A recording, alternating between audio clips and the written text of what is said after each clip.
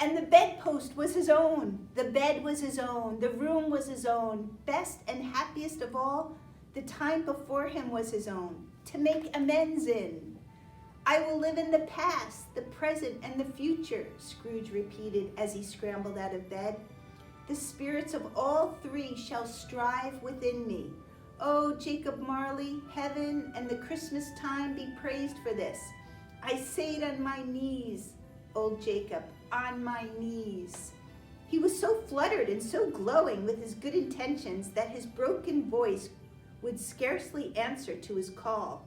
He had been sobbing violently in his conflict with the spirit, and his face was wet with tears. They are not torn down, cried Scrooge, folding one of his bed curtains in his arms. They are not torn down, rings and all. They are here. I am here. The shadows of the things that would have been may be dispelled. They will be. I know they will. His hands were busy with his garments all this time, turning them inside out, putting them on upside down, tearing them, mislaying them, making them parties to every kind of extravagance.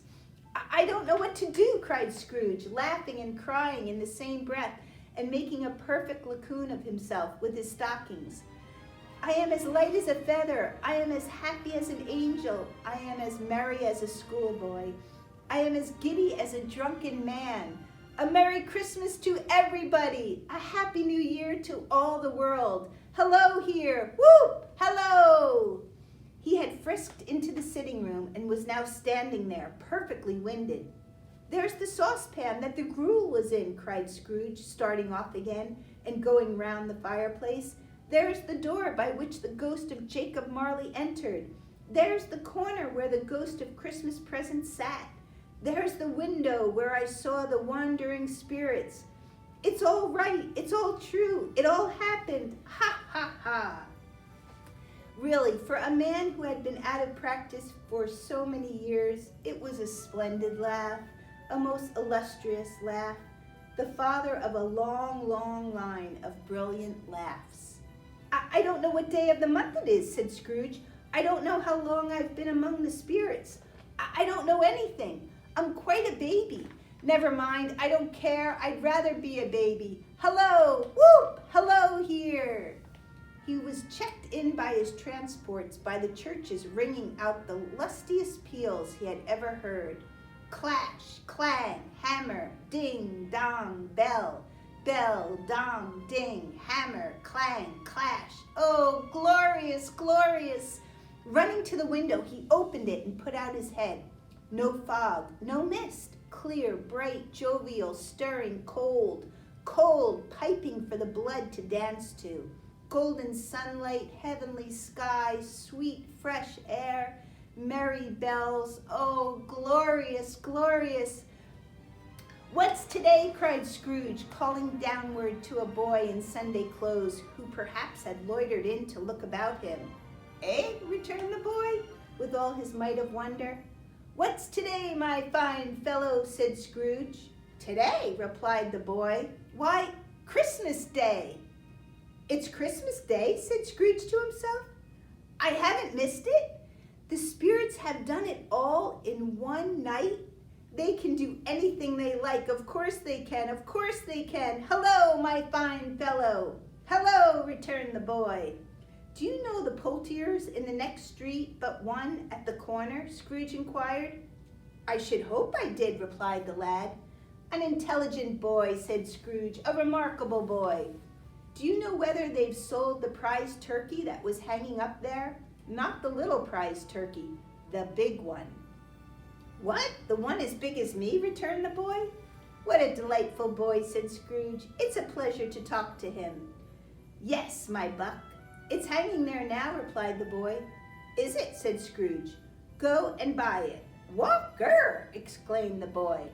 No, no, said Scrooge. I am in earnest. Go and buy it and tell him to bring it here, that I may give them the direction where to take it. Come back with the man, and I'll give you a shilling. Come back with him in less than 5 minutes, and I'll give you half a crown. The boy was off like a shot. He must have had a steady hand at a trigger who could have got a shot off half so fast. I'll send it to Bob Cratchit's, whispered Scrooge, rubbing his hands and splitting with a laugh. He shan't know who sends it. It's twice the size of Tiny Tim.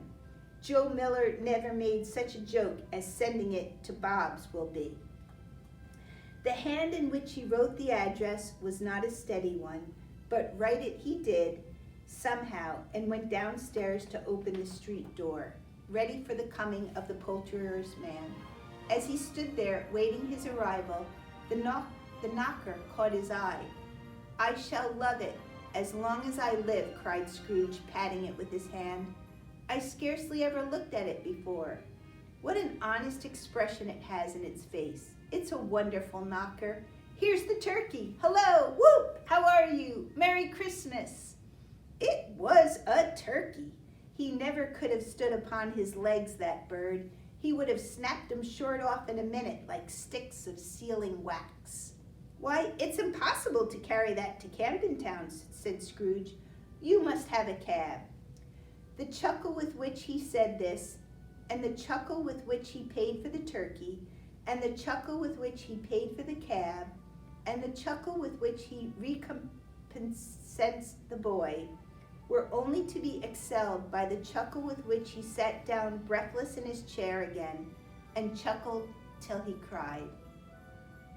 Shaving was not an easy task, for his hand continued to shake very much, and shaving requires attention, even when you don't dance while you are at it.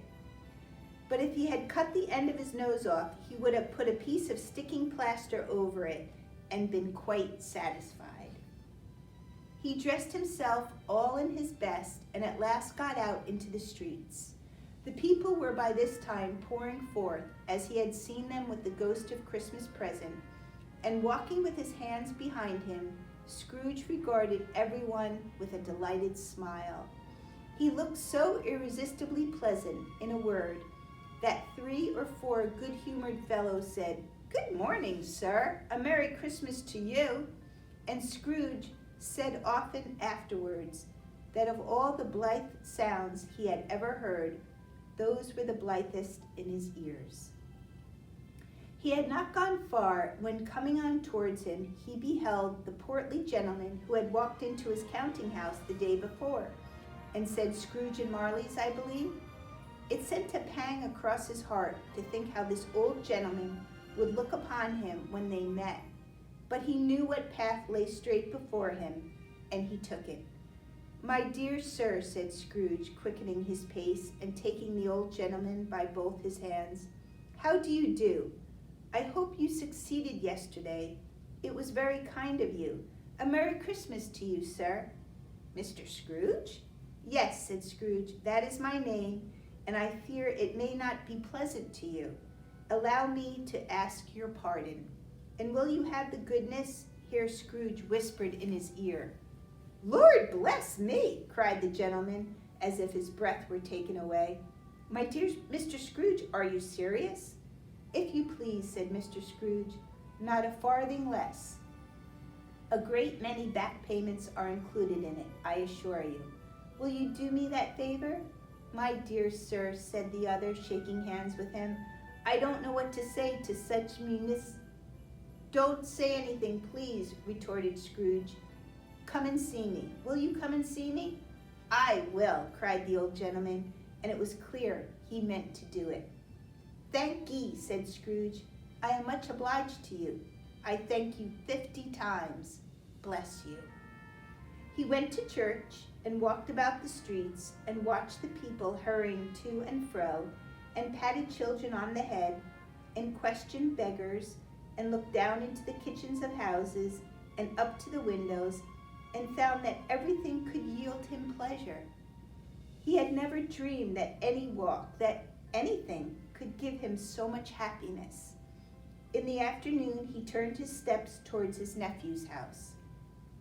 He passed the door a dozen times before he had the courage to go up and knock, but he made a dash and did it. "Is your master at home, my dear?" said Scrooge to the girl. "Nice girl, very." "Yes, sir." "Where is he, my love?" said Scrooge. "He's in the dining room, sir, along with mistress. I'll show you upstairs, if you please." Thanky, he knows me, said Scrooge with his hand already on the dining room lock. I'll go in here, my dear. He turned it gently and sidled his face in around the door. They were looking at the table, which was spread out in great array, for these young housekeepers are always nervous on such points and like to see that everything is right. Fred, said Scrooge. Dear heart alive, how his niece by marriage started. Scrooge had forgotten for the moment about her sitting in the corner with the footstool, or he wouldn't have done it on any account. Why, bless my soul, cried Fred. Who's that? It's I, your Uncle Scrooge. I have come to dinner. Will you let me in, Fred? Let him in? It is a mercy he didn't shake his arm off. He was at home in 5 minutes. Nothing could be heartier. His niece looked just the same. So did Topper when he came. So did the plump sister when she came. So did everyone when they came. Wonderful party, wonderful games, wonderful unanimity, wonderful happiness. But he was early at the office next morning. Oh, he was early there. If he could only be there first and catch Bob Cratchit coming late, that was the thing he had set his heart upon. And he did it. Yes, he did. The clock struck 9. No Bob. 1/4 past. No Bob. He was a full 18 minutes and a half behind his time. Scrooge sat with his door wide open that he might see him come into the tank. His hat was off before he opened the door, his comforter too. He was on his stool in a jiffy, driving away with his pen as if he were trying to overtake 9 o'clock. Hello, growled Scrooge in his accustomed voice, as near as he could feign it. What do you mean by coming here at this time of day? I am very sorry, sir, said Bob. I am behind my time. You are, repeated Scrooge. Yes, I think you are. Step this way, sir, if you please. It's only once a year, sir, pleaded Bob, appearing from the tank. It shall not be repeated. I was making rather merry yesterday, sir. Now, I'll tell you what, my friend, said Scrooge. I am not going to stand this sort of thing any longer. And therefore, he continued, leaping from his stool and giving Bob such a dig in the waistcoat that he staggered back into the tank again, and therefore I am about to raise your salary. Bob trembled and got a little nearer to the ruler. He had a momentary idea of knocking Scrooge down with it, holding him, and calling to the people in the court for help and a straight waistcoat. A Merry Christmas, Bob, said Scrooge, with an earnestness that could not be mistaken as he clapped him on the back. A merrier Christmas, Bob, my good fellow, than I have given you for many a year.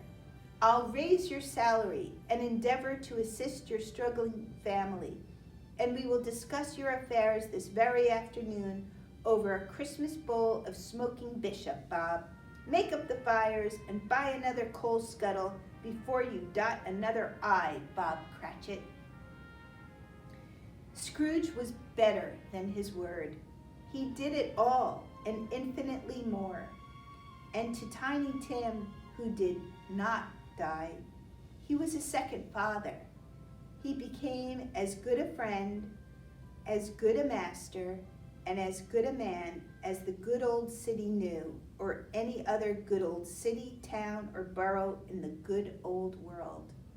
Some people laughed to see the alteration in him, but he let them laugh, and little heeded them, for he was wise enough to know that nothing ever happened on this globe for good, at which some people did not have their fill of laughter in the outset, and knowing that such as these would be blind anyway, he thought it quite as well that they should wrinkle up their eyes in grins as have the malady in less attractive forms. His own heart laughed, and that was quite enough for him.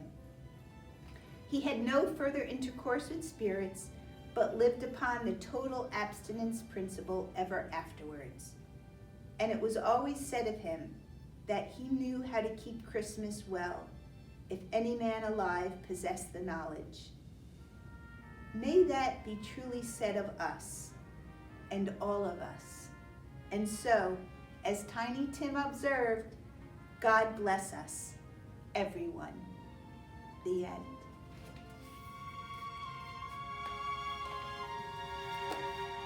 Thank you, and happy holidays.